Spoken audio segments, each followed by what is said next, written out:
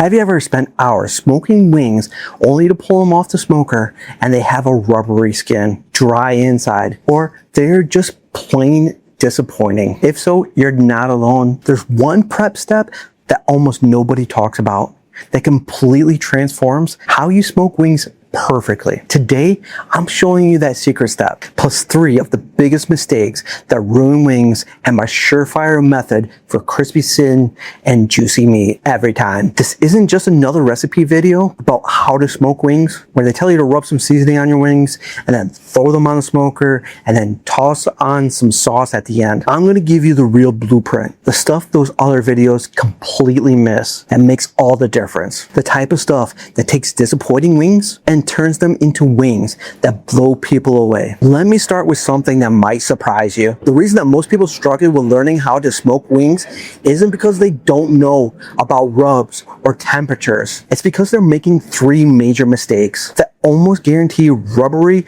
dried out results. And it all comes down to people chasing that crispy skin, but completely ignoring the science of moisture, temperature balance, and timing. They think that if they just crank up the heat or add more rub, their wings will somehow magically turn out perfect. So what are the 3 biggest mistakes that ruin smoked wings? Number 1, skipping the brine. Number 2, smoking at too low of a temperature. And number 3, saucing way too early in the process. Now, how do these mistakes destroy your wings? Let me break this down for you. When you skip brining, you're not giving the meat any chance to stay hydrated during that long smoking process. Chicken wings are small and they cook relatively fast. And without that moisture protection, they dry out before they're done. It's like trying to keep a sponge wet while blowing hot air on it for hours on end. The next mistake, smoking too low. This one catches a lot of people. You'll see all these videos that tell you to smoke everything at 225 degrees. Right? Well, that works great for big cuts like brisket or pork shoulder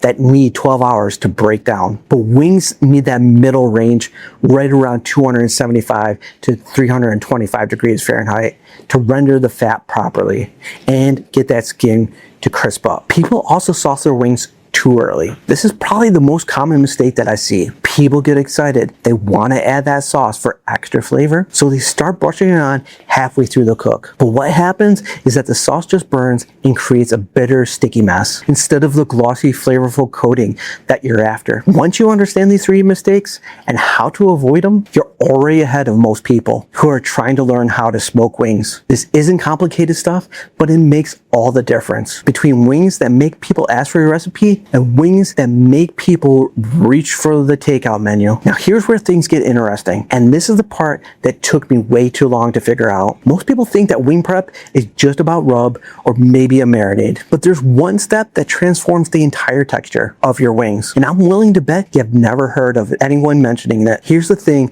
that most people think wing prep is all about: the seasoning. But that's only half the battle. The texture of your wings is decided long before they hit the smoker. While everyone's obsessing over rub recipes and wood types, they're missing the step that actually determines if your skin is crispy or rubbery. So what is this secret? It's letting your wings dry out in the fridge. Once you've brined or marinated them and patted them dry, you put them on a wire rack and leave them uncovered in your refrigerator. It could be for a few hours, it could be overnight. This is a step that changes everything. This is the what nobody told me moment. And here's the whole prep process step by step. First, you're going to brine or marinate your wings. I'll give you a couple options here. For a classic brine, mix water with salt and brown sugar, about a 1/4 cup of salt and 2 tablespoons of brown sugar per quart of water. Or if you want something with more flavor, try marinating in Italian dressing mixed with your favorite hot sauce for about 2 hours. After that, remove the wings from the brine. Pat the wings completely dry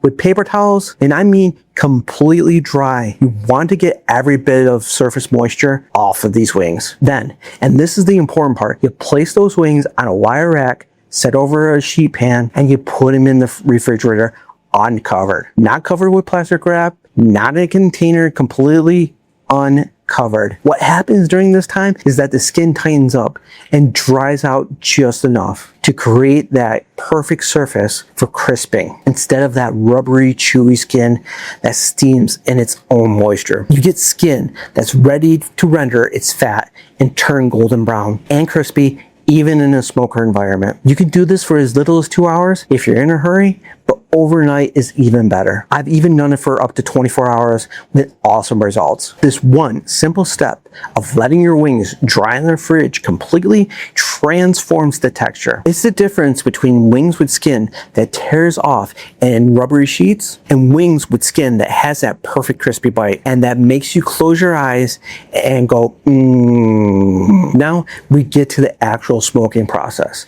And this is where everything comes together. Most people, when they're learning how to smoke wings, only nail one part of the equation. They either get good smoke flavor, but rubbery skin, or they get crispy skin, but the meat's dried out, or they get juicy meat, but no smoke penetration. Wings need the perfect balance between three things: smoke infusion for that deep barbecue flavor, proper fat rendering so the skin crisps instead of staying rubbery, and moisture retention so that the meat stays juicy. Most people focus on just one of these and wonder why their wings don't turn out right. To get all three of these right, follow this plan. It's what I call the two-step cook with perfect sauce timing. Yeah, that's a long name, but it's a super simple process. But it does require you to think about wings differently than you think about other cuts. Let me walk you through the entire process, step by step. First, you're gonna set up your smoker to 275 degrees. I know that's higher than what you've seen in a lot of smoking videos. For your wood,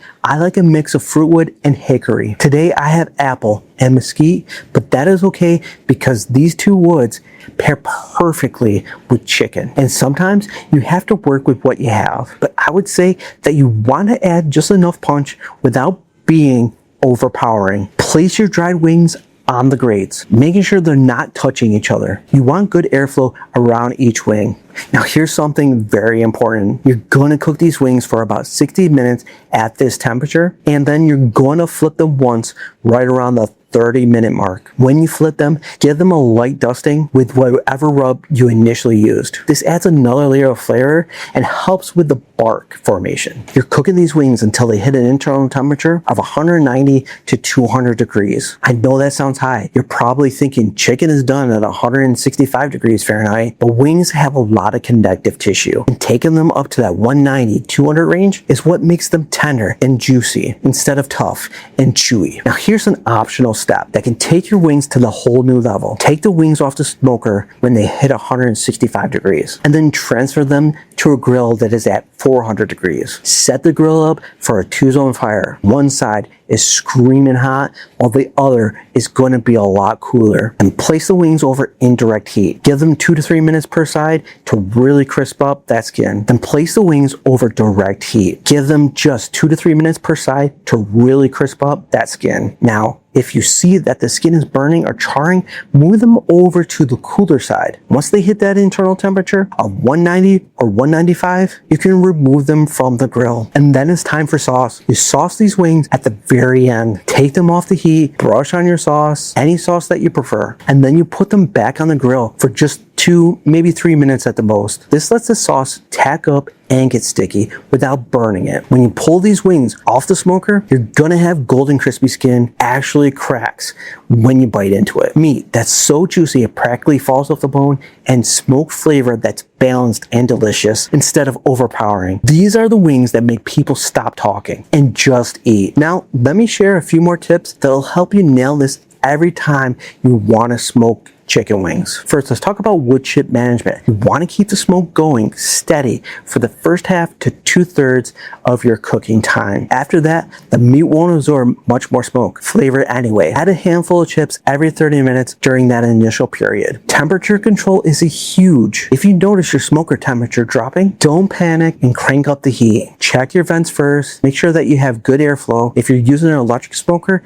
it should maintain temperature pretty consistently, but if you're on a charcoal or gas grill or offset, small adjustments work better than big ones. Here's something that a lot of people mess up. Don't open that smoker door every 15 minutes to check on things. Every time you open it, you lose heat and smoke. Just trust the process, trust your thermometer, and let the smoker do its work. And speaking of a thermometer, invest in a good meat probe. Knowing your exact internal temperature is the difference between perfect wings and overcooked wings. One more thing about the sauce. If you're making buffalo wings, mix your hot sauce with a little bit of butter. If you're doing barbecue wings, thin out that barbecue sauce with a little bit of apple juice or beer so it brushes on easier and doesn't burn. Now, I have covered 3 of the biggest mistakes that I see people make when they're learning how to smoke wings. That was just 3. There are still plenty more. Mistake number 1, not patting the wings dry before placing them in the refrigerator. If there's moisture on the surface, that skin won't tighten up properly and you'll end up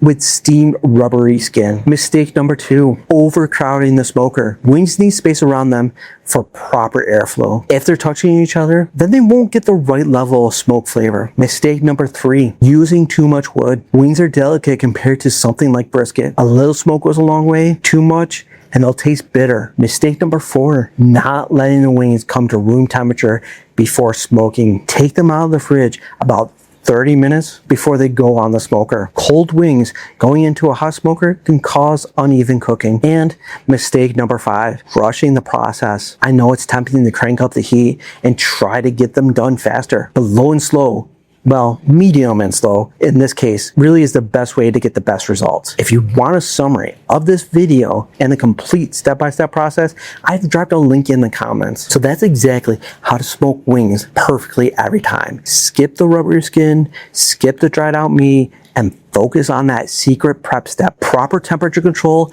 and sauce timing, that drying step in the refrigerator, that's the breakthrough that nobody told me about for way too long. Once you try this method, you'll never go back to the old way of smoking wings. But there's something I didn't mention at the start of this video. Everything I just showed you with wings, it's completely you if you can't smoke a whole chicken properly. Because here's the thing, most people who master wings think they can just scale it up and smoke a whole chicken, but they end up with skin that's like rubber and meat that's drier than cardboard. There's actually a completely different technique for smoking a whole chicken that most people have never heard of. So click on this video right here if you want to learn how to smoke a whole chicken in an electric smoker that's so juicy and flavorful, people will think you bought it from a fancy restaurant. Go ahead and check out that video now, and I'll see you there.